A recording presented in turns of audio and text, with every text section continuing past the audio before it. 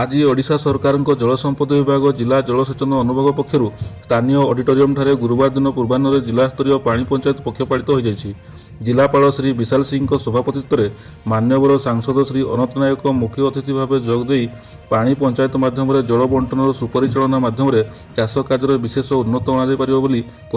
उपस्थित चाषी भाई भौणी को पानी अपचय और अपव्यवहार नक सहभागी जलसेचन और परिचालन में चाष कार्य को किभली सफलतार सह कार्यकारी करने ताहा उपस्थित चाषी मानक बुझाई।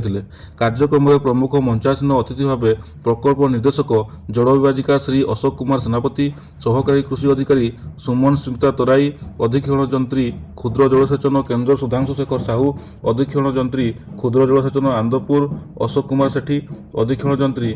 विद्याधरपुर केनाल विभाजन भागीरथी पात्र, निर्वाही जंत्री केन्द्र जलसेचन विभाजन विश्वदीप सिंह, उपनिर्देशक उद्यान कृषि सौमेन्द्र पाणीराही, जिला मत्स्य अधिकारी डीके मल्लिक वैज्ञानिक कृषि विभाग निगमानंद बेहरा और मीरेन्द्र महापात्र उपस्थित थिले। एही अवसर में पूर्व अनुष्ठित पानी पंचायत उपरे अनुष्ठित तर्क, चित्रांकन, साधारण ज्ञान आदि प्रतियोगितार सफल होइतबा छात्र छात्री को पुरस्कार प्रदान कराइतला।